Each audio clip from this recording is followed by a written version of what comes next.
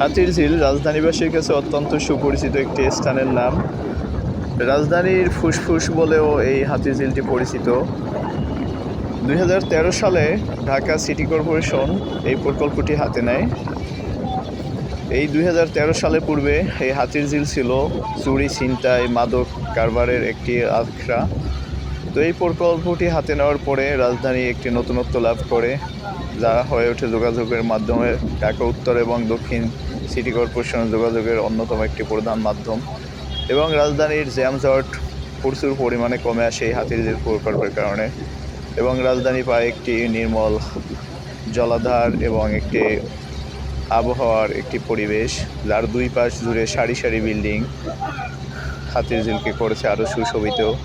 বিশেষ দিবসগুলোতে যেরকম 21শে ফেব্রুয়ারি, আজকে 16ই ডিসেম্বর, তারপরে 26শে মার্চ ভালোবাসা দিবস, পহেলা ফাল্গুন বা পহেলা জানুয়ারি, এই দিবসগুলো হয়ে ওঠে আরও আকর্ষণীয়। কারণ এই বিশেষ দিবসগুলোতে হাজার হাজার বললে ভুল হবে, প্রায় 1.5-2 লাখ মানুষ হাতিরঝিল ঘুরতে আসেন। শুধু তাই না, শুক্র এবং শনিবার সরকারি ছুটির দিনগুলোতেও হাতিরঝিল প্রায় 50,000-60,000 মানুষ, কখনো কখনো লাখ মানুষ ঘুরতে আসে এই হাতিরঝিলে।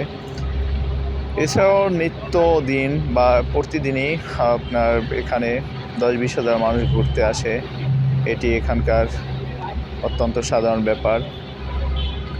হাতিরঝিল এখানকার ঢাকার গুলশান, বাড্ডা, হাতিরঝিল এই 3টি থানার সমন্বয়ে গঠিত।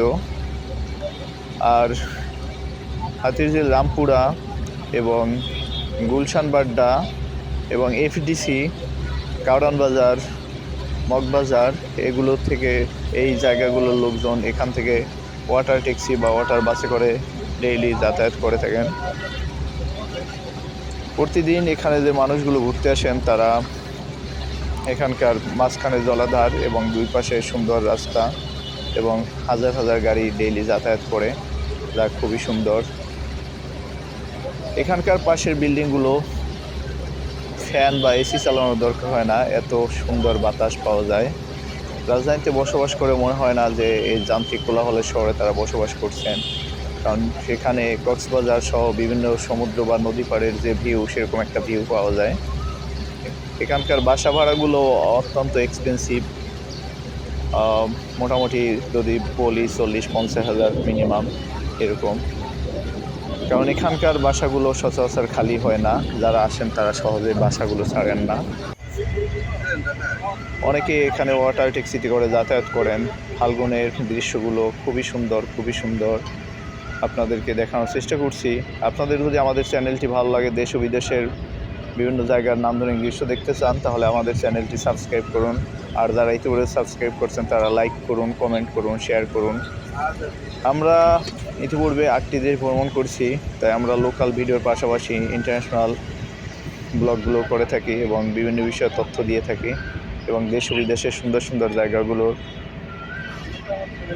খুব ভালো দৃশ্যগুলো আমরা তুলে ধরি এবং কিভাবে যাতায়াত করবেন, কোথায় খাওয়া দাওয়া করবেন, তাদের ভাষা, সংস্কৃতি, যোগাযোগ, ট্রান্সপোর্ট সুবিধা অসুবিধা, বিমান কস্ট, হোটেল ভাড়া, যাবতীয় বিষয় তুলে ধরি। আর ভ্রমণের সুবিধা কী? ভ্রমণ মানুষকে জ্ঞান দেয় এবং খারাপ নেশা থেকে বিরত রাখে, সুষ্ঠু বিনোদন প্রদান করে। তো এখন এত সময় হাতিরঝিলের পজিটিভ দিকগুলো আপনাদের কাছে বর্ণনা করলাম। এখন হাতিরঝিলে কিছু নেতিবাচক দিক রয়েছে বা নেগেটিভ সাইড রয়েছে, সেগুলো আপনাদের সামনে আমি তুলে ধরছি।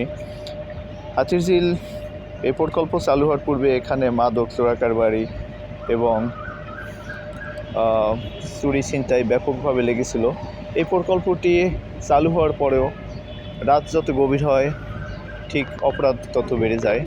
তো আপনারা থাম্বনেইল দেখছেন যে এখানে 12 বছরে প্রায় 113টি লাশ পাওয়া গেছে। এই বিষয়ে আমি নেগেটিভ সাইডটা এখন তুলে ধরবো। তো প্রত্যেকটা জিনিসের সুবিধার পাশাপাশি কিছু অসুবিধাও থাকে, কিন্তু আমরা যদি আরেকটু সামাজিকভাবে আমরা আরও